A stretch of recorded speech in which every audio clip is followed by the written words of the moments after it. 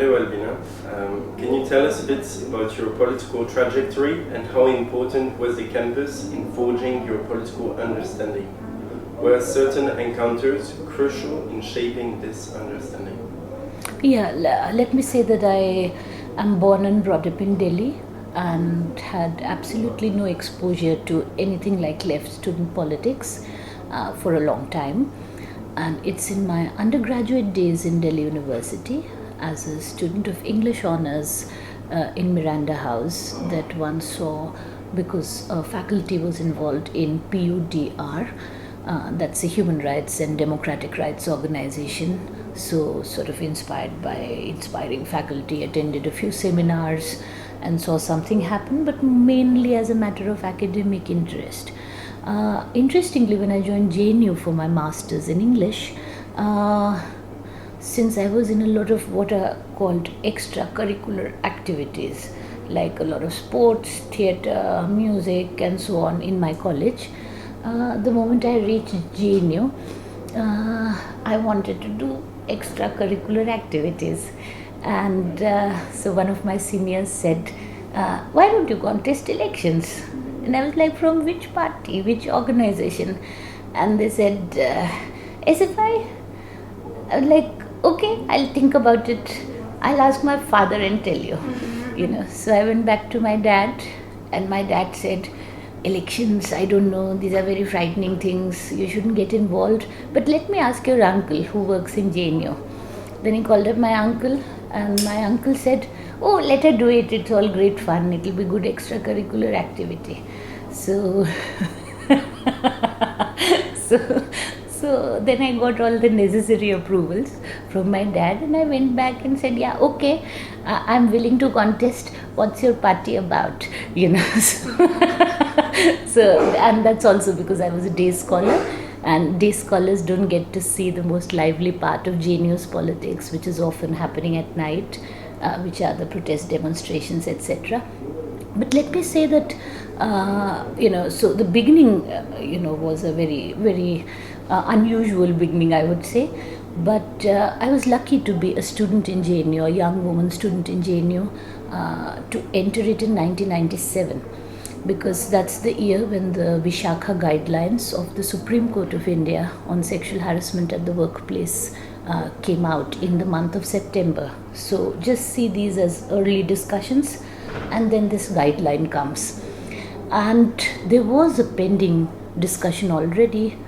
Please understand that this is NDA 1 government, which is a BJP-led government, and the previous year the ABVP, which is the student organization of the Akhil Bharatiya Vidyarthi Parishad, which is affiliated to the RSS, had won 3 of the 4 office bearer posts in JNU Students' Union elections. So Vice President, General Secretary and Joint Secretary were ABVP, and the President was SFI, who had won by a narrow margin of 4 votes.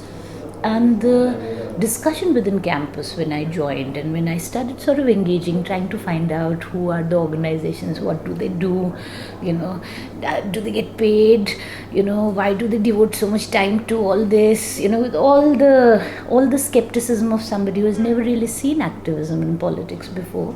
The sense that one got was that there was a considerable amount of anxiety within women students, because over that past 1 year, with a different union, different kind of political organization dominating the union, the campus culture had changed, and many conversations among young women students on campus were that it's unsafe, we are not sitting on dhabas in the evenings, whereas earlier we were, roaming around at night without any sense of insecurity, and now there is a sense of insecurity on campus. So there was something about the general campus culture where this anxiety was there. And then within that first month or so, there was a big case where a young minor girl who was being trafficked from somewhere from Bihar via complex route was brought in that trafficking trail inside JNU, and two students caught somebody in the act of sexually assaulting that girl behind a building, and that became a big issue. And the moment it became a big issue of protest, that was the first protest I participated in, and that's before the elections, so sort of, and that included teachers and students, and the demand was, from the administration that it's a minor girl and you should do something about it. And initial discussions were that it's a young girl who doesn't have full mental faculties, because the sense was, and we didn't realize that it's sheer trauma that had, that was making her seem the way she was. So there was the demand that JNU should support all her medical expenditure, ensure that she lives in a decent place, gets legal representation, because this is a site where she has been assaulted, and it's just a minor girl who's perhaps in need of an enormous amount of help to put her life together, to be able to get back, or everything. So, and the response from the administration was very simple, that look, somebody did something to a young woman, they are not from JNU, they are not our members. Why are you demanding anything from us? Why are you protesting at our doors? And Vaishakha Guideline came like an absolute solution to many of these pending grievances within women students on campus, through past incidents of sexual harassment and even this incident. Because the essence of the Supreme Court guideline was that the employer is responsible, that the principal responsibility for providing a safe and dignified environment for women to stay in rests on the employer, who has the responsibility to do prevention and sensitization, who has the responsibility to prohibit in terms of outlawing it in all kinds of rules of student code of conduct or teachers or employees, and who has the responsibility for redressal in terms of taking measures that may be required in event of complaints, or assisting people if they have to approach the police. That if anybody is within an institution, they should not feel that they're on their own, that their institution is behind them. So the crux of the recommendation immediately within JNU became a rallying point for the demand for anti-sexual harassment committee to be constituted, and that, I would say, was the most crucial element for me to feel passionately about an issue. As just a young student who had seen rampant sexual harassment all around, faced it, and so the fact that this could be part of an agenda became a very, very inspiring thing for me. So that's my entry, sort of. You are also the first woman becoming a member of JNU Student Union. What were the concrete hurdles to reach leadership position within the organization? No, I wasn't the first member. I was the first president to be elected as first woman to be elected as president. So I joined JNU in '97. So I was for the first year a counselor elected from the School of Languages, then the joint secretary, then vice president, then again vice president, and then the president. So the first woman to be elected. I'm also somebody who has had the longest stint in the JNUSU. It's been a very long stint. How I would look at it is that the reason why I got elected at all was because a very crucial shift happened in JNU during those days, which was that gender issues did become part of the mainstream of student politics. So the demand for GSCASH, thinking about it, that how an employer-employee relationship can translate to students when students are not technically employer-employee, how the committee should be autonomous, and what could make it autonomous. Should it be a nominated committee? Should it be an elected committee? Will it be a gender-neutral committee? Will it look at complaints only from women, or will it look at complaints from any party? All these were part of very big campus level debates. And this was not an easy struggle to do because the backlash was also huge within student politics. And please, these are times when the ABAP was very clear. They were prescribing simple dress code, saying ban jeans and all solutions will be there. An organization like the NSUI was prescribing self-defense classes and also putting the onus and responsibility on women that if they are fit enough to combat, and both these solutions were not taking into account the idea that it is about power. If it's your faculty, if it's your peer group, you can't deal with it with a kick. It's a very different kind of nature of workplace harassment that people feel. And there was debate within the left between whether committees should be there, whether due process should be there, or can there be public courts where people can be called, can be named, can be shamed. All this was part of the 90s debate, which panned out very concretely as discussion within student organizations.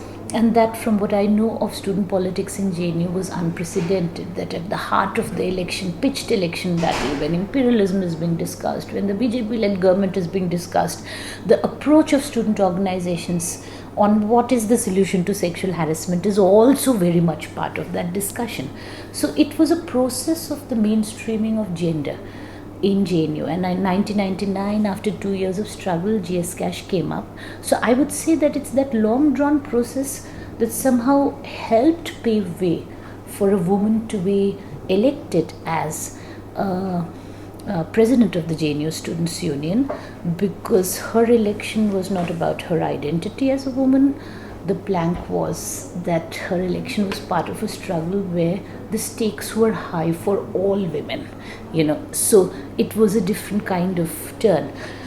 Personally, it was difficult for me because I can recount to you at least 2 incidents, and their timing is interesting. And those who want to make sense, should I stop?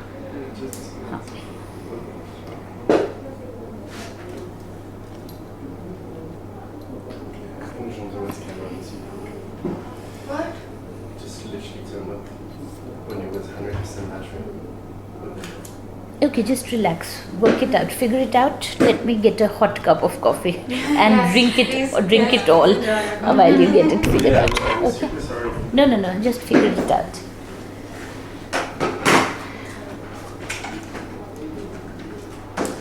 I'm literally terrified. You have this recording. Stop. I think you have to pause it.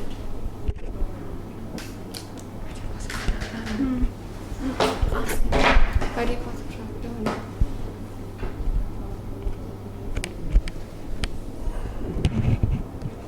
Did you press again? Okay. Albeena, second part of the interview after the battery cut off. You don't have to record that. You were particularly active within the School of Languages, as you told us, with a lot of BA students from humble backgrounds. Was there a feminist way to assist them and promote their interests?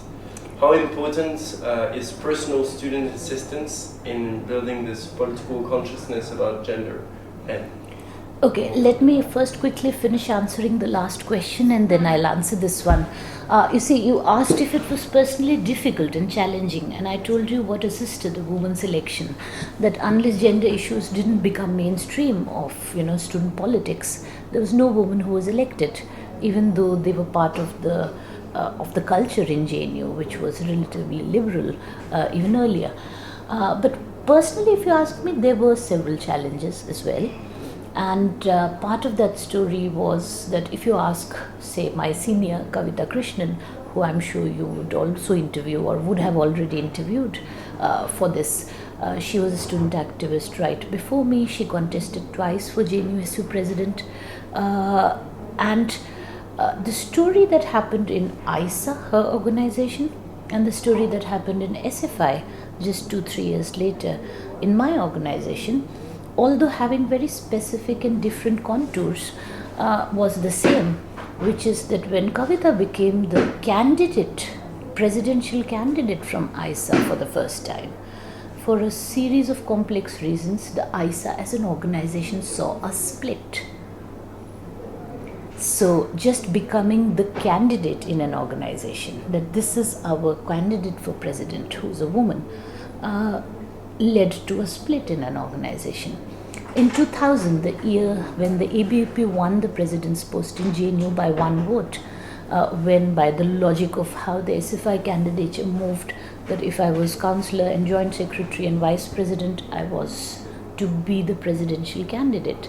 But I was a vice president for the second time and then the presidential candidate, because at the prospect of my becoming the presidential candidate, the SFI split. So if you understand that dynamics, that there's not just a dynamics with the broader student community and broader issues at hand, that actually this was a challenge for women who were now becoming presidential candidates and who were facing opposition within the organization. So this is part of the story that happened then. And so I contested for vice president the second time because there wasn't enough consensus in the SFI that I could contest as president. And despite being the second time vice president, which if I won would have made it impossible for me not to be the presidential candidate the next time, because I won every election with a bigger margin than the previous one, except the second time for vice president, which is when, even at that prospect, of delaying it by a year, a future prospect, the SFI split. So, and these are big powerful student organizations. So that was the dynamics. It didn't play out necessarily as a gender issue. It played out in very interpersonal ways, in the dynamics of it, both with Kavita and with me. And I can say with the benefit of hindsight that there were similarities when women became presidential candidates, even within left organizations. So that was part of it. And since it was, the dynamics of that was always in terms of who are you as a woman, are you affable, why are people opposing you, why can't you be the consensus figure? So one had to negotiate not a gendered terrain directly, but within the organization a very sharp interpersonal terrain of very sharp criticisms about personality, about behavior, about conduct, about acceptability and so on, which has very sharp edges to it, because it plays out very publicly in terms of what those criticisms are. So I can definitely say that it was very challenging even personally, and there were moments when I felt that I really can't take it anymore. Why should I take so much unnecessary, unfair criticism? For what? I don't want to become president for some personal reason. I'm not in student politics for a personal, ambition. It doesn't motivate me. So I can give up on it anytime. So those thoughts did come into my mind, but one persisted. So it did require one to dig deep into all one's reserves of determination, courage, cool-headedness, not to get angry, So to answer your second question, that I started from School of Languages, which was undergraduate studies overwhelmingly in terms of the numbers, and JNU is an interesting university because in JNU over 60% of the students are research scholars, that is, they're doing MPhil and PhD, and just about 30% are masters, and less than 10% are undergraduate.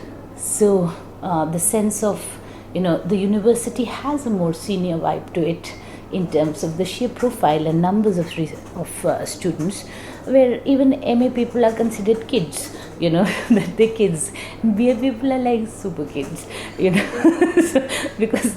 So I was from School of Languages, and undergrad students always had and there was a gender dimension to it, because despite everything, they did look for student union leaders to also be the women leaders, at least my experience was that they also expected some kind of care from me, which is a very gendered expectation that, she'll be nice, she's a didi, she's an elder sister, and she has to, she's taking care of us, and if we're in a crisis, so, people would, and I do remember all this with a lot of fondness, because one has to also engender a sense of trust among the student community, that even though you come from a very polarized and polarizing student polity when it comes to student elections and the politics that plays out throughout the year, that students do feel they can trust you with issues and expect you to solve them. So apart from the academic hindrances, issues of financial crisis, being in debt, not having the family pay money for a while, all kinds of issues that were recurrent issues in terms of what individual students or having failed because of illness or something, one exam, and then so all those which were recurrent issues that needed to be resolved within the rules and possible procedures of JNU, where students' union representatives do play a role in terms of making a case whether there is a precedent, whether the student can get something, or in terms of policy decisions, what is happening in terms of academics, in terms of policies of of life in JNU, whether be it hostel or be it otherwise. Yet students also sort of came up with that, so and so has broken up with me and I've had a heartbreak and I can't give my exams and I'm going to fail all of them, and I can't afford to fail. And and please understand that those were just early days, and it's with the GSCASH that one actually started thinking of having a permanent counselor on campus. So the demands began to be made then in the late 90s, that there are mental health issues which need to be addressed, there are issues of trauma, there are these other issues for which also there has to be institutional support. So institutional support in terms of addressing mental health issues only started with the parallel story of the GSCASH, initially as something to address incidents or experiences of sexual violence, but slowly sort of expanding. And for undergrads because JNU is also a liberal campus, and I have my own sense of what JNU is, and I think part of JNU having very few rules which are protectionist, which are sort of conducting your everyday life, come for full attendance, do this, be in at this time, those kind of rules are not there. So for every new student coming into JNU from many other institutions, the initial few months are hugely liberating, because there are no rules to break, because before that there are only only the sense of being able to sort of subvert some really bad rule, do something, go out, come in late, that's also part of what sort of happens in student life. And in JNU now you're suddenly free, and what is called liberal culture, so you can be a very religious person who's offering namaz 5 times a day, who offers puja every day. You can be completely atheist, you can wear a miniskirt, you can be in a burqa or a hijab, you can go to discotheques, you can watch English movies, you may speak not a word of English or Hindi, and yet you have come into JNU.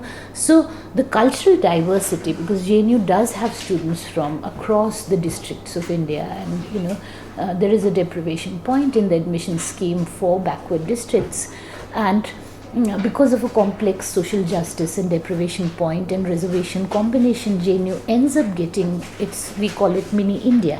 So there's a lot of cultural diversity without necessarily a hegemonic culture. So there can be students in JNU who just write on their doors, no politics please, and they also live quite comfortably in JNU. Nobody is imposing politics on them. So to be in that liberal culture, I think for every student, the first few months are full of freedom. Yeah, I can do everything I never did before. And then you do this, you do that, and then you're like, okay, wait a minute.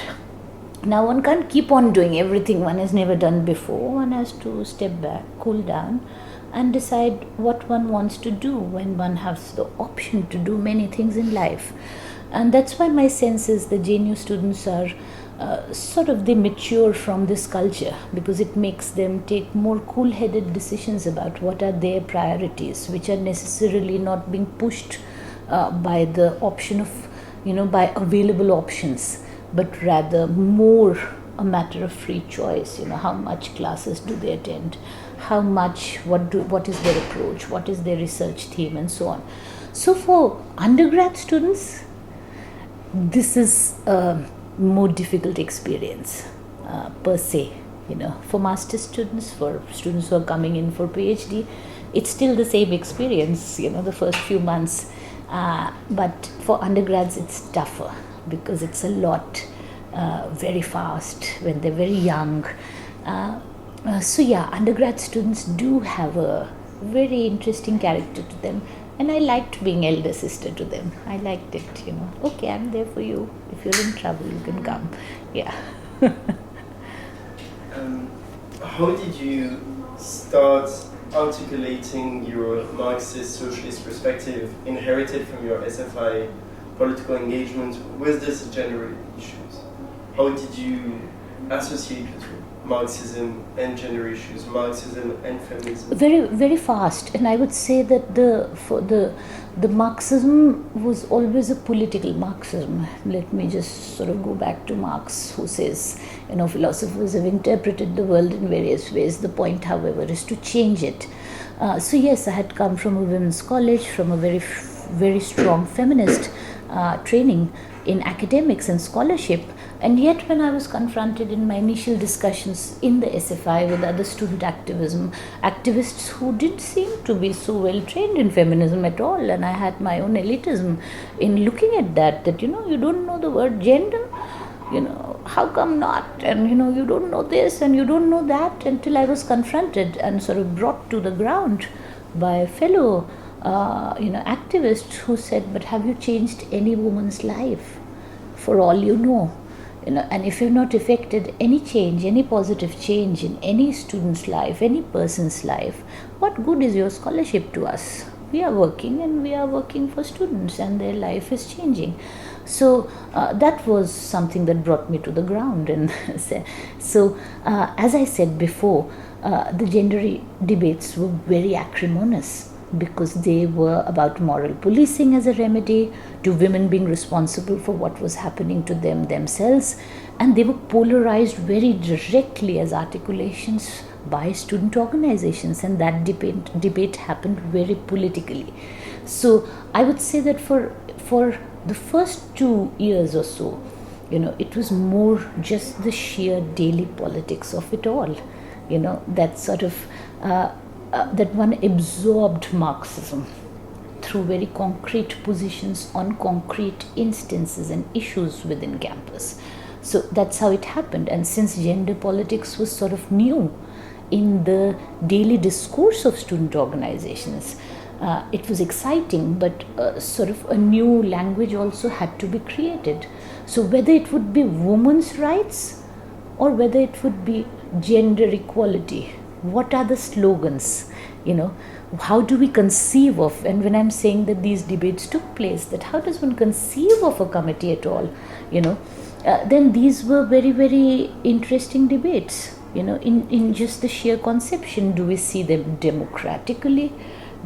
How do we see how committees, what kind of character they have, So all that was sort of, it involved a daily struggle with what is more democratic, what would be more accountable, what would be more transparent, what would be correct, how to convince people, how to not have so much backlash, because there was a lot of anxiety and backlash that a lot of young men said that this is a committee which is against men, it's just going to victimize all the men on campus. And please understand that when GSCASH was formed and it had its own elections for student representatives, in the first 2 years, the student elections that took place, there were men who contested and won, those elections who contested and won on the plank of not allowing GSCASH to function.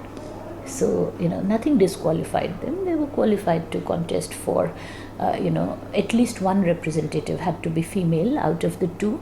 So, they won by the highest margins and so that was also a barometer of that politics. And once those 2 years were over, and that's another kind of election, it's not on organizational lines, it's a different kind of election altogether. Once those 2 years were over and students waited with bated breath for these young men to tell them how the committee was being biased and terrible to men and complete full of feminazis and all that, but they couldn't. So the trust slowly grew as part of a very long drawn, slow democratic process. So I would say that for me, Marxism came that way, that it was just daily issues initially. It's also parallelly, a lot of public meetings, listening to the best Marxist intellectuals, drawing upon a lot of tall, women leaders and feminists to bring them into these debates, to involve them in conventions and seminars, because we were thinking our way through. We were sort of charting a new pathway for us.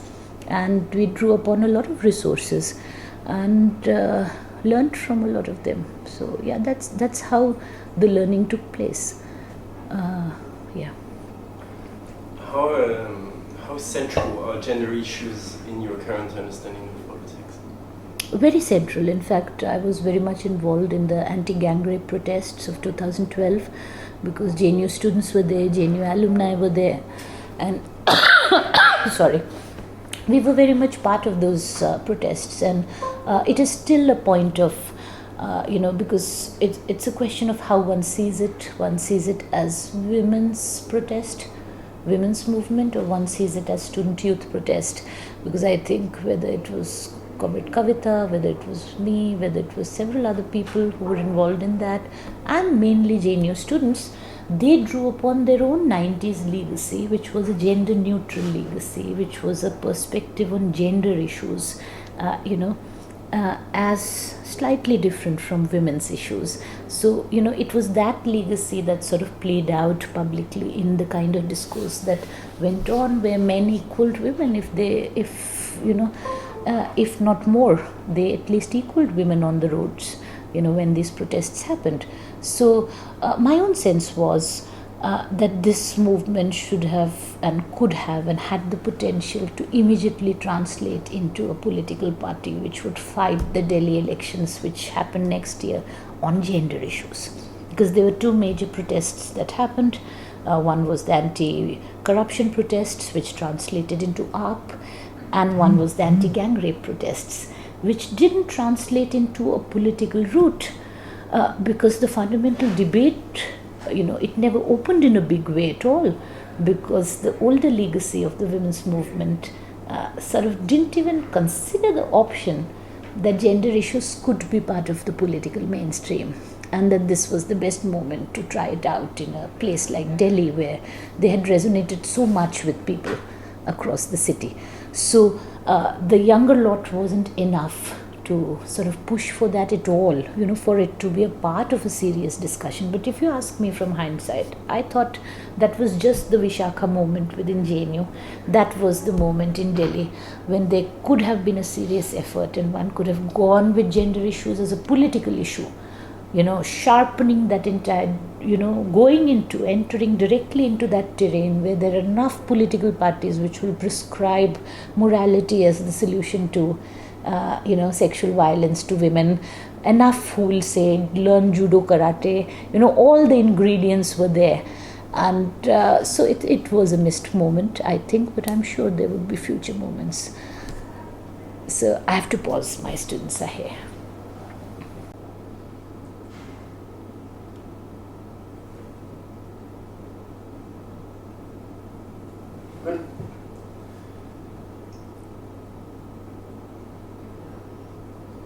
So, you've told us about your student activism back in GNU on gender issues. You've connected it to the 2012 movement. How is this student activism experience shaping your current organization role in various political campaigns in the country? To which extent can you draw links between organizing a political unit in Jindal here and contributing to the Lok Sabha Kanai Kumar's campaign?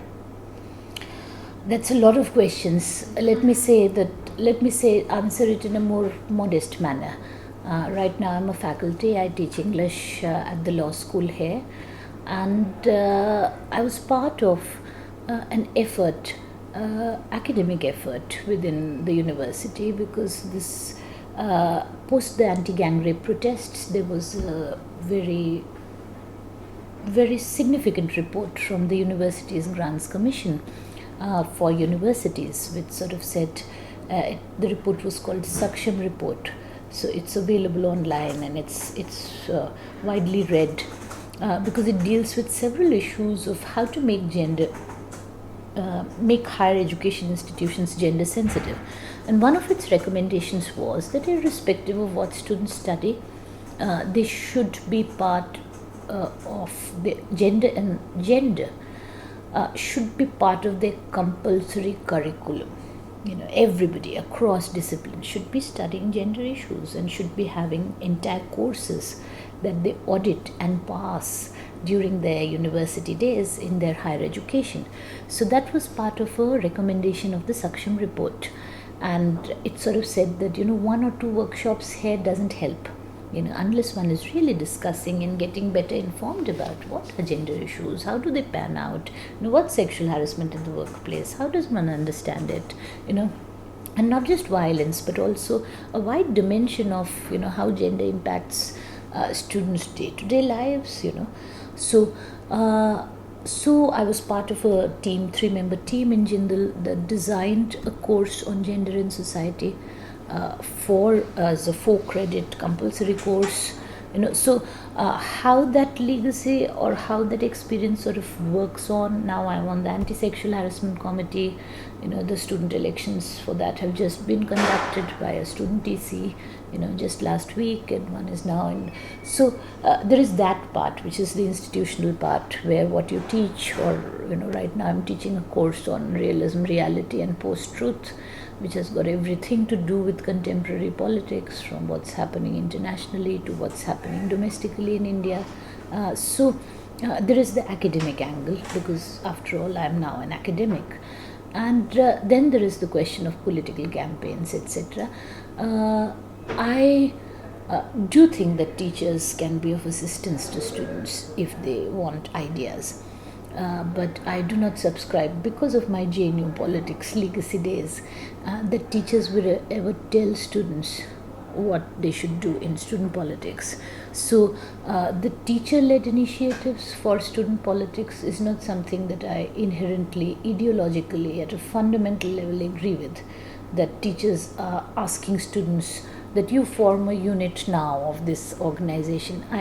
My every democratic sense rebels against it, because as a student I did politics where we said, yeah, teachers can come and tell us things, but doesn't mean we have to agree with you. Our teachers are wrong on several things. So I'm part of that aspect. So the idea that teachers tell students, you do this, now you should do this, is not what my every training or experience of student politics sort of rebels against that idea. That doesn't mean that there are many other teachers who don't share that idea. So within Jindal, what is happening there, it's a private university, and some things are happening there and keep on happening. Recently, some students of the university took an initiative to form a solidarity student group for students from Kashmir, to collect money, to understand that this basic idea that there are fellow students who are in crisis, not receiving money from home, beginning of the academic session, not having money to pay their fees, running the risk of having their admissions cancelled, running the risk of not being able to pay their monthly rents, or hostel fees. So it was a set of students from Jindal who took that initiative. So again, not teacher-led, student-led, perhaps teacher-assisted. So I would always prefer that model, because I think that that is, what students want to do. If they want your help for something good, it's a good thing. But you tell students do this. I'm explaining to you that I don't think that's how student politics. That's not how I experience student politics, because we experience in this way that our teachers can be wrong, our vice chancellors can be wrong, the prime minister can be wrong, the president of America can be wrong, everybody in the world can be wrong, and we are right because we are representing students. So I come from that legacy, that we are representing students' opinion and we bow down to none. That would be my sense. But otherwise, in the wider this thing, yes, I was part of a campaign for Kanhaiya Kumar. We'll talk about it later in more precise terms. Was ideological competition within campus spaces instrumental in solidifying your current political understanding? Absolutely. It was absolutely crucial, because since I did begin as a student activist who didn't have very strong views or entrenched views or any legacy, in terms of family or state, that I came from, which sort of helped me understand that there is a certain kind of politics or have some preconceived views about it. I can say that for me, sort of the confirmation and reconfirmation on different issues about what were the stands that people were taking, that another organization was taking an incorrect stand or an incorrect view on things that was likely not to help matters. Those debates were absolutely crucial, because politics is not about dogma. It is about sort of finding and responding to new issues every day, and very few issues are a repetition of the old. They acquire new dimensions. So there can be similarities. For instance, the entire crisis in JNU in February 19th, 2016. So it completely resonated with me, because in 1999 there was an Indo-Pak Mushaira in JNU, and in that there was a Pakistani poet who was reciting her poems. Two guys got up who were drunk and suddenly took out a gun, and that was big problem, because there were 700-800 students sitting in the open air theatre listening to that mushaira. And then they had to sort of get hold of these. Yes, they were roughed up, handed over to the JNU security, who took them to the police station, and then the mushaira resumed. And it went on, and you please understand that this was the time of track to diplomacy. This is when the Vajpayee and Musharraf summits, all those were also in the terrain along with the Kargil war. There were all these things in the public terrain.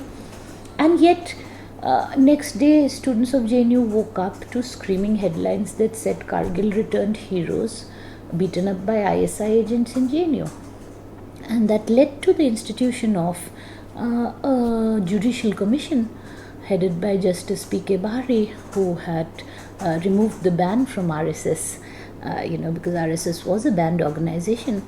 So he had given that crucial judgment, and then he stayed on in JNU for several months looking for ISI agents, and the Panchjanya and the Observer, which were the magazines of the RSS, were publishing names of JNU students as potential ISI agents. And it was so, the way the script played out this time, it just, yes, there are parallels in terms of what happened under NDA 1 and NDA 2. There are things one can sort of comprehend. So there are parallels between the debates in sexual harassment in the 90s in JNU and the big public debate that happened with the Me Too. So what's due process, what's not due process, what is bureaucratization, what is what are the challenges, who's to blame, how are charges to be brought forward. Very, very similar parallels in terms of the kind of debates that happen. So I would say that one can see things in that perspective, and yet there are new issues. So people have to always respond to unfolding and developing issues. So for instance, in my time, Entire NDA one, the JNUSU presidents represented something. There was Batilal Berwa, who was a Dalit student, president twice, followed by Viju Krishnan, who was an OBC student, followed by Nasir Hussain, a Muslim student, followed by me, a woman and a Muslim woman. So there was a profile, social profile to what social coalition sort of what it represented in terms of the kind of student leaders who were being thrown up by the student movement, and the kind of issues of social justice, of communalism, secularism, of gender justice that was sort of getting enmeshed in what the opposition to this government really meant, the NDA one government. So and yet I can say that what social justice and gender issues mean today is a very, very different terrain. It's a far more advanced terrain. They're far more intensive debates, things that even I learn from every day just following the debates in student politics. So I would say that the debates and how each ideological political side responds to what is happening, because student politics is not about airing grievances alone. The fundamental of student politics is, do you have a demand? Can you propose a solution to a problem? What is that solution to something that students are experiencing or facing, or the country is experiencing or facing? Anybody can describe their problems or can cry about problems, but the thing is to finally say, okay, this is the huge problem and this is what should be happening. That's part of student politics. It is a very idealistic terrain which is constantly thinking about possibilities, which may seem radical, which may seem impossible, which may seem idealistic, and yet that's the terrain that student politics by its character also struggles with. So who prescribes, even if there is a sense of shared problem, because there is a acrimonious terrain between student politics and organization of, no, these are not shared problems, these are your problems, these are your version of problems, these are not problems. So fundamental debates about secularism, communalism, about minority rights, about women's rights, etc. So there can be a fundamental difference just on acknowledging what's happening or what's going wrong. But there can be fundamental differences then, even if you share the sense of these are the problems, that what is the solution. And I would say that thinking about all those in an era that was not about the internet, when the newspaper would arrive like next day morning, when what's the party stand would be known like in 15 days, and we were responding to things, thinking on our own. So yes, that reconfirmation, constant one, that have we erred, have we taken the correct stand, is how politics actually solidifies, an ideological perspective solidifies. So in my case, it was always that. It was the more one did, the more one thought, the more one listened to others, the more others did, the more organizations decided something, what they debated with others, that solidified one's ideological political convictions, that these are everyday unfolding events, and to that, this is what we are thinking, or doing. To what extent do you see your academic endeavors as a continuation of this political activism? Right now, yes, but my PhD in JNU was my real tryst with Marxism then, because to be politically left and to be academically Marxist are not two paths that necessarily meet for everybody, So my PhD was on the theory of the novel, and because I'm a literature student, and that for me was my very serious engagement with knowing and familiarizing oneself very thoroughly, with the hegemony of a variety of postmodern thought, which is not necessarily Marxist or often anti-Marxist or often departing from Marxism, as a method to sort of reckon with the intellectual terrain where Marxism is not hegemonic, when Marxism is already sort of a more marginal strain, and non-Marxist thought is hegemonic.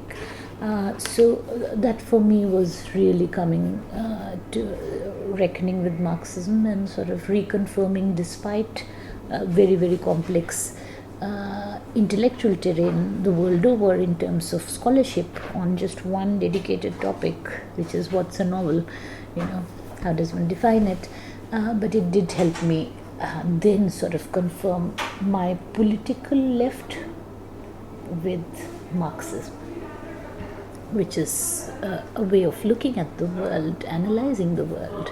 Yeah. Young Bengal, Left Collective and DSF are modern platforms that ambition to play a more important role in both students and national politics. Yes.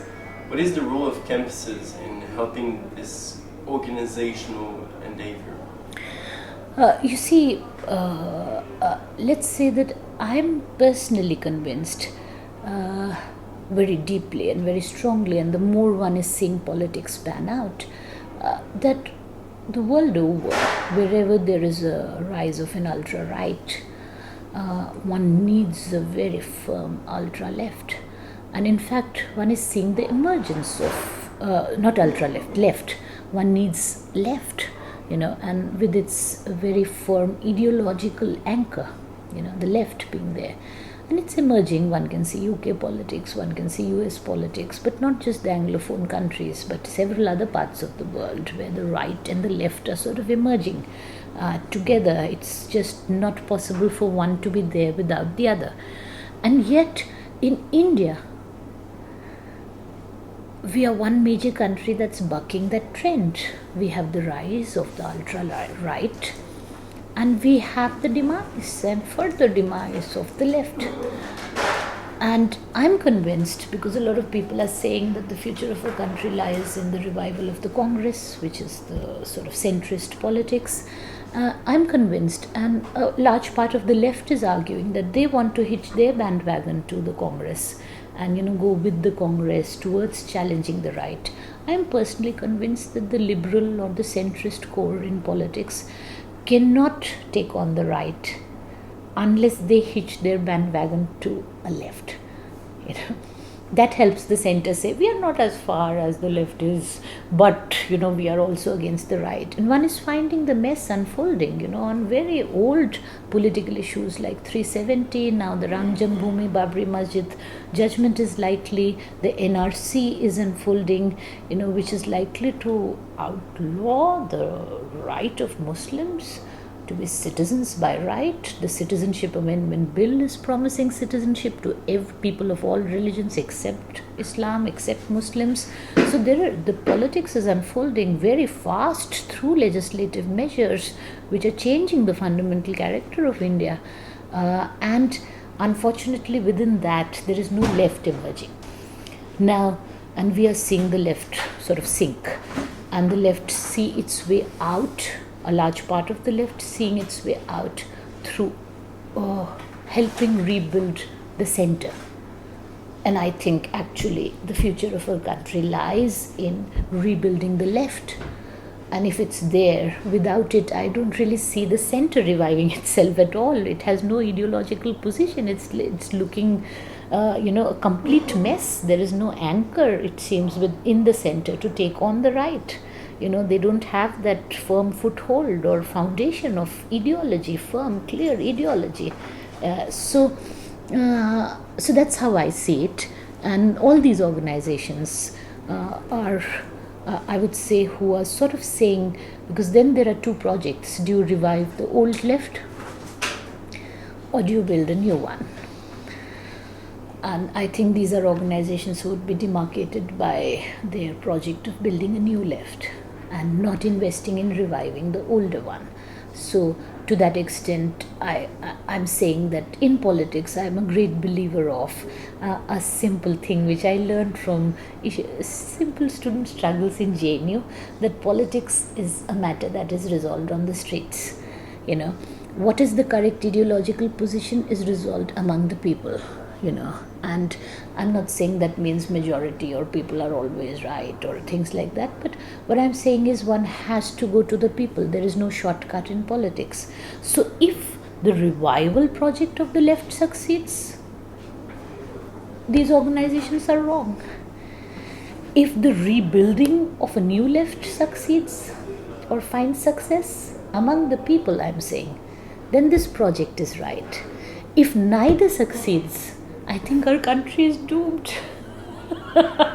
I don't see the center reviving the story of taking on or sort of doing it independently on its own and taking on the right. So, do you think that the campus experience of politics can help rethinking the future of the left? That it is an experiential ground for political futures? Yes, and I'm saying that the left continues to hold great allure among young people, and I think that is evident from campus politics. That is evident from the number of university campuses that this government is sort of coming in confrontation with, or their obsession. Please understand that there was a Lok Sabha election this year, and the first speech of Amit Shah, who's the BJP president, who went on to become the Home Minister of the country, was that we have won against the Tukre Tukre gang, which is the nickname for JNU students. So to say that an entire Lok Sabha was won against a university or its students, or just see how central that is to the imaginative terrain of the right, because it is a battle of imagination, it is a battle of ideology, it is a battle of capturing the idea of what India is and what direction it should go into. So yeah, I'm delighted that student campuses are still fighting, and it's very inspiring that it's a far more adverse terrain than what was NDA 1. It's a far more powerful government, far more vindictive, and able to get away with what is in Hindi called jiski lathi uski bhais. Whoever holds the stick controls the law. That it's actually going that way, that power is all over. And that is deciding, whoever is powerful is deciding what the course of justice in individual cases to big things will be, and that majoritarianism is becoming an acceptable idea, and the idea of justice itself is being subverted, that even the most powerless, if they knock at the doors of the state, should feel like because the powerful in society is beating me, you render justice.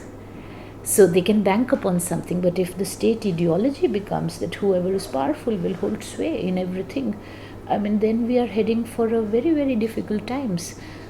So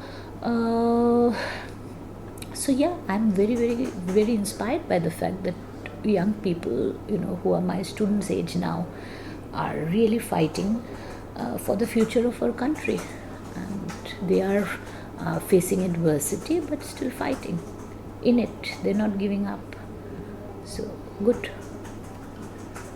How relevant is the pamphlets? Because this exhibition is about pamphlets. It comes from an archive database of 70,000 pamphlets collected by Jean-Thomas Martelly for his PhD on GNU politics. So we're interested also to see how this pamphlets is forging political links within the student community. Battles are fought through pamphlets every day.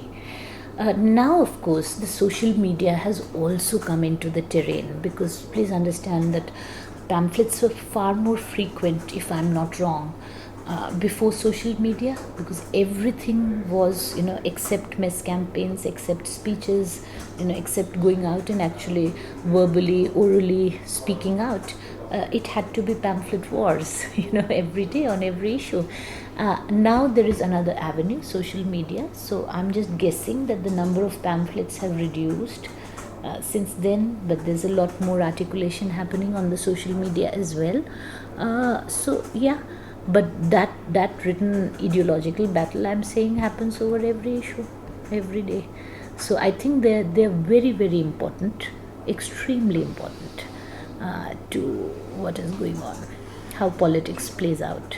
Do you think pamphlets are relevant objects for structuring also the organizational work? Yes, absolutely. To clarify ideological positions? It's not just clarifying, if the pamphlets get it wrong, I'm saying, if organizational pamphlets take wrong positions, and if they're just coming from the top to the student community, which is finding that it's not making sense, if it's not a very democratic process of, what a pamphlet represents, that it represents as much the view of the student base of a student organization, as much as the line from the student leadership, and as much having the ability to persuade the wider student community beyond the organizational base. If a pamphlet doesn't have all these three components, it's going to get that organization into trouble. That's my sense. So it has to always negotiate these three. It has to be persuasive for everybody who doesn't agree with you. Otherwise, how do you? And if the pamphlets are just declarative, and from the top, they're going to alienate your own base. And JNU students, they're with an organization. One day they can just abandon you if you go wrong. Because they are very well studied people. I'm saying overwhelmingly people who are doing their MPhil and PhDs will not get taken in by anything that you throw at them. So there is that very, very, very fine balance that has to be struck, and pamphlet is also a process of confirming and reconfirming the student base, as well as having the capacity to win over new students who read your pamphlet and say, okay, this thing happened, what are they saying? Yeah, I agree with them. And then you come across a second pamphlet and say, yeah, this seems right too. And the third one which says, yeah, this one seems correct too. This is an organization I like. They seem to be taking a correct stand on things. So it's very much part of the sustenance of student politics. I'm sorry, I have to. So I'm saying that for me, what resonates the most about Marx or Marxism is that actually Marx asked a very simple question at the beginning of his as a young person in the world, at the beginning of his activism, at the beginning of his scholarship. And he said, and this was a post-industrial revolution observation, that if we already have the means to produce food for everybody in the world, we have the means to provide shelter to everybody in the world. It's not the slowness of the production. We have the capacity to have medicine, for everybody. We just have it all, and we can do it. We have that capability. Why on earth are people still going without food, without shelter, without some basic medicine and things like that? So his basic idea was just this question, that if, and we have come afar and a very long way from the Industrial Revolution. Today our capacity is to produce things, to have things, and there is already discussion about sustainable production and sustainable things which are infused with ideas of environment, etc. But the basic question is a question that even today, when we have so many more capabilities in terms of the medicines we can have, the amount of food we can have, we have GM food, we have whatnot, and the capacity to produce so many things, why are people going hungry? Why are people not having food? Why are people not having medicine? So, of course, Marx also had a utopian idea in his head. And I'm saying Marx is a rich scholar like many other scholars are, and everybody sort of takes away or can take away their own bit from them. So my own sense is that he sort of envisaged a life of freedom, and he said that if people had their food, their sustenance in terms of a shelter or simple things taken care of, then they could actually spend their time doing things that they like to do and actually be far more productive socially.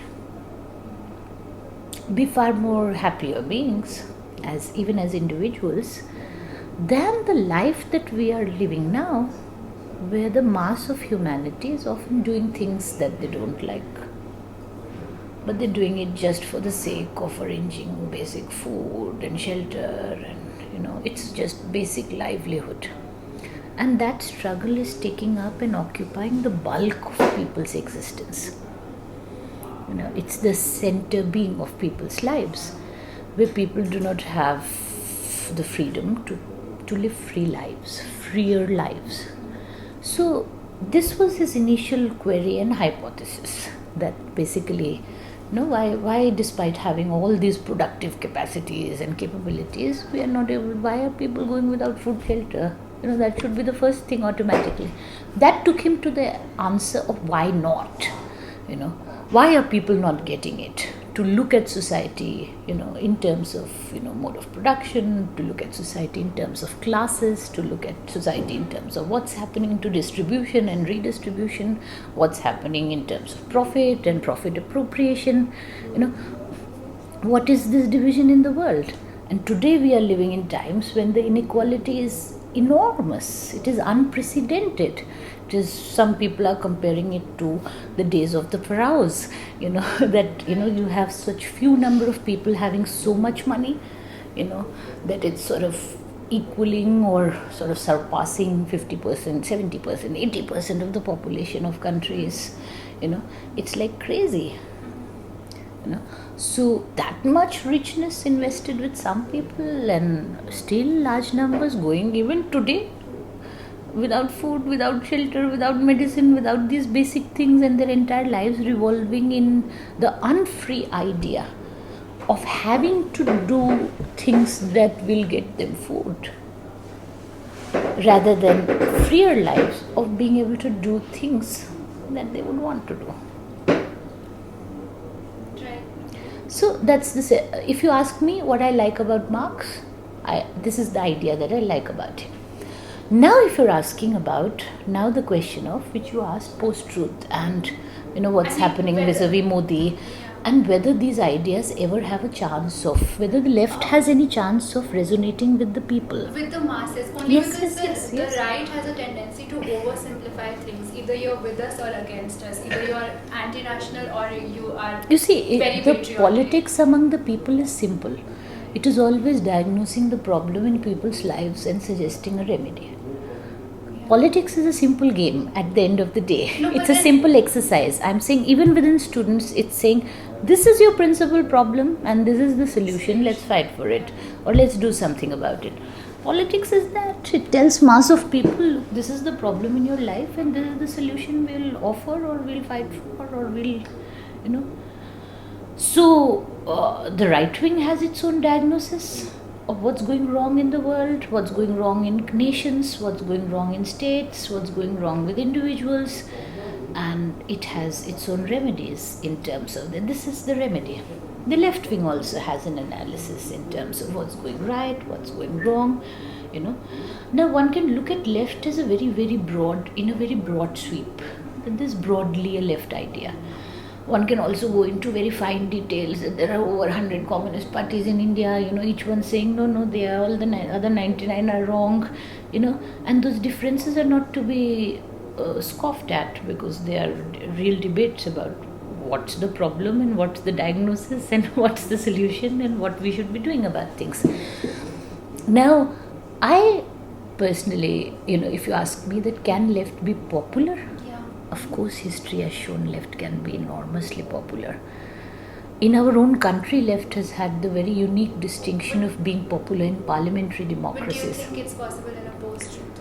No, so I'm saying post-truth is a different kind of analysis. It's a different kind of assessment about the world. I'm not necessarily sure that it's the most reliable prism to look at the world with, but there is a sense that, when traditional sources of truth tellers, the authorities who tell you truth, media, judiciary, government, university, family, are all having a crisis of legitimacy. Not without reason. Then how do people rely on truth? How do they know what is true? And there is the sense that post-truth world is when people are relying upon their confirmation bias, on reconfirmation of their pre-existing beliefs, on their emotion rather than facts. So that is being called the post-truth world, where the truth doesn't matter, but people are. So right now there is a deep crisis of legitimacy of a lot of public institutions. Philosophically, there are ideas about how do people make sense of what is true. Now, the philosophical ideas are broadly three schools. That one way of assessing what is true is if it is based on facts, verifiable facts. Another way in which people assess truth is that if it is based on enough number of truths that are based on verifiable facts. And the third way is that if it sounds believable and is shared by enough number of people as truth. So the way to what is happening in the world is either through institution rebuilding the lost credibility, or rebuilding fresh institutions that will have credibility, trustworthy, legitimate, etc. Or there is the sense that you add to the cynicism about the lack of credibility of everything in the world being reliable, and you say that if enough numbers say it, must be truth. So it's the game of majorities. Hence, even on social media, the huge investment that goes in troll, what are they called? Armies, factories, farms. So it's all about mass production. It's the production on social media by numbers. Why is the obsession with numbers? Because that is one way to assess truth. That is one way to confirm or reconfirm truth. And if it already confirms your pre-existing biases or pre-existing beliefs, all the more comforting, rather than destabilizing you, making you uncomfortable with what you thought may not be right.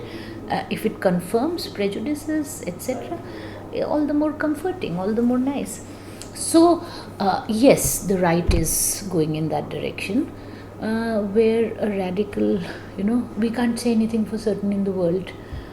And Donald Trump's idea, which is very much there, that his White House press secretaries have been defending every lie that he has been telling by saying, he's not lying, he's telling the truth, because he speaks what he believes in. So if he's being extremely sexist and misogynist and racist, at least we know he's speaking what he thinks. Unlike more sophisticated speakers, who when they speak may say all the politically correct things, but we really don't know whether that's what they mean or believe in. So please don't underestimate the right in terms of having its own ideas. So what is Modi's idea about post-demonetization? Because if you want to call there's a post-truth moment in Indian politics, it's demonetization. Every goal that was promised, that it will get rid of black money, it will lead to digitization, it will do this, that, everything has failed. And yet, what is Modi saying to the people? Was my intention bad? Do you doubt my intention to get black money, get rid of black money? Do you doubt my intention? If that is okay, rest is fine. But I don't think that the story of the revival of any other anti-right politics, because there is a wave of muscular majoritarianism. There is a beginning of a backlash to globalization that is unfolding. There is a competition in the backlash to globalization from the backlash to globalization of capital, which would be the left wing, and the right wing, which is the backlash to globalization of labor. All kinds of anti-immigrant, backlash. They're two distinct backlashes to globalization, and the third pole, which is pro-globalization of capital, pro-globalization of labor, which is the neoliberal camp. The politics is playing out between these three. So, in terms of a revival of the left, that what it can do, what can happen in our country, whether it has the capacity to be popular, at the heart of it lies what is the diagnosis that the left is presenting about the world, about people's problems, what is it positing to people, is it making sense to people as the correct analysis of their problems, and as the correct analysis of what the solution is. So the problem with the left right now in India is not just a problem of the ability to communicate. It is the problem of the message. It's the problem of the diagnosis and the analysis. That's why what I was referring to obliquely, previously, that there is this sense that the left is having right now, that they will revive if the center will revive, if they can hitch there. If only they can align with the Congress, that will solve all the problems of politics and countering right wing in the world. If all the opposition were to come together. No, but the point is, what is your message to the people? That's so important. What are you saying to the people? I don't think the problem is communication, the ability to communicate ideas clearly. I think right now the left is having the problem of not having clear ideas in India. Post Nandigram onwards, it has been very confusing for the people to actually figure out, is the left or is it right? So if those kind of problems come in, then the solution is not, the problem is not of communication or media hegemony or all that. It's a question of, and the opposition to the right today, because the right is having, whether in Donald Trump or in Modi, the class and the identity issues combined. They are sort of falling into place for the right with these figures, with a certain kind of politics. The opposition to the right is actually divided on class and identity issues. One can see it very clearly, the Obama camp in the US, the Bernie Sanders camp in the US, similarly in Corbyn, within the Labour Party, the question of identity, the question of... and in India, the story is yet more different, because India, it's not gone into a backlash against globalization yet.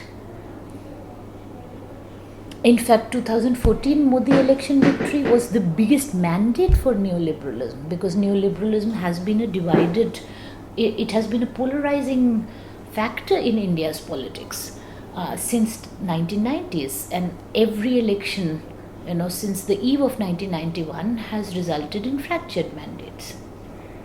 In fact, with the left losing its moorings in terms of what's the opposition to neoliberalism and looking neoliberal itself, I would say that was the moment of a complete political consensus in Indian politics, from national parties to regional parties, on neoliberalism. There was no other poll on neoliberalism. The regional parties are neoliberal, Congress is neoliberal, BJP is neoliberal, even the left is looking neoliberal. So the fact that after that there is a election victory and a mandate, which is for the first time a complete mandate for one political party, has got as much to do with Hindutva as it has got to do with a mandate for the neoliberal project. It seems for the first time to people that it's the only option, because every party seems to be now neoliberal. So I'm saying the crisis of the left in India right now, if you ask me, is not of the ability to communicate. Those are very simplistic diagnoses of how deep is the challenge. And in India, the backlash has not yet begun, but it may likely, because we are heading for a crisis, or we are perhaps already in a crisis, and it's just being managed by headline management, But and the people are at that juncture, that does their real experience match the stories that they have about their lives? The stories are wonderful, it's about Achhe Din, it's about wonderful life and their own experience, and there is a disjunction about them. But as I said, in politics, it's always one on the streets, it's one among the people. So what is it that the left is decisively telling the people about India, the future of India, etc.? I don't think it's fair point that in university politics, where there are highly educated students, and especially in university politics of the JNU variety, where you have politics being done by MPhil PhD students. I mean, the MA, BA people are like kids. You are still learning, study more, know more about the world, know more about perspectives and facts and their contestations in your discipline. It's that sense, and it's not a patronizing sense, but it's a sense that it's a more senior, very, very highly educated politics. For that politics to not be in any way well informed would be ridiculous. But I would say just look at Kanhaiya. If he speaks, are people not being able to understand what he's speaking? But left politics, like any other politics, if Congress doesn't have people on the ground, who will do their politics? Similarly, if left doesn't have activists on the ground who are motivated and who are convinced about their message is right, they're having the correct message, they know what the problem is and how to solve it. If they have that clarity and conviction, it will be a left on the move. If not, it's a crisis. So right now the left is in complete crisis, the center is in complete crisis, it has no coherent story to tell to people, but the right has a coherent story, or perhaps the only story in the market. So the problem is that I don't think it's communication. I think Kanhaiya speaks, people understand. I think I have the capacity to speak, I have done that for several years, give street corner meetings and people understand. After all, it depends on what you're saying is that clear. Are you clear about what you're saying? I don't think the left in our country today is clear about what on earth do they want to say. For a long time now, 3, 4, 5 years, they're telling people that the way forward for our country is that the left should align with Congress. That's the only thing I'm hearing. What rubbish is that? Who will get motivated? Who will join the left for that purpose? Na? So it's also a question of and I am giving you the reverse diagnosis. I am saying my own sense. I'm not some big leader or this, that or anything.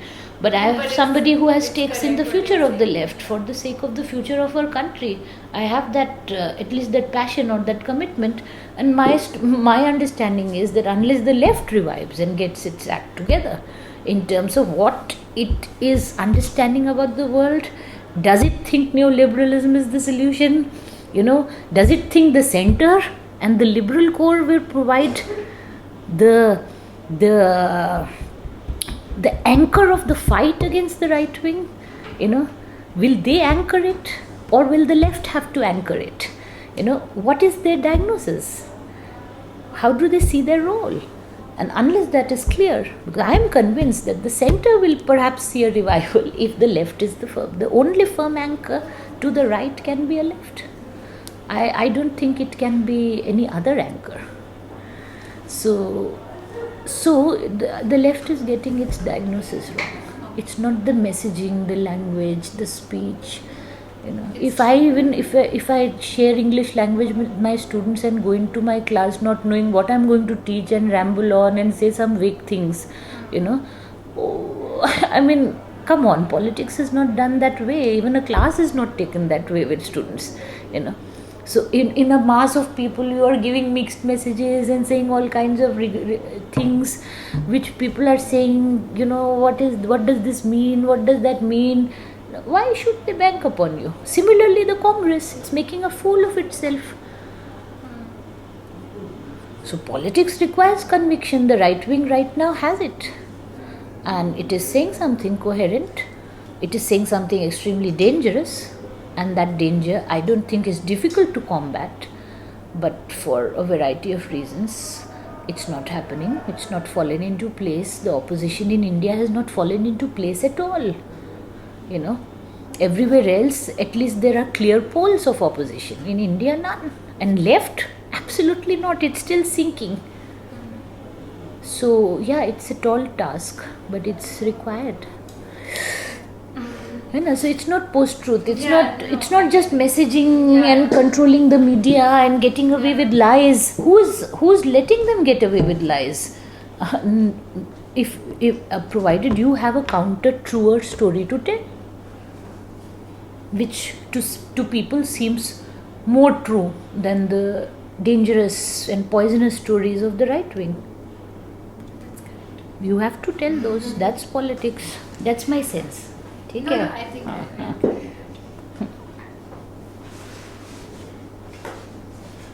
Should we switch to the Canadian interview?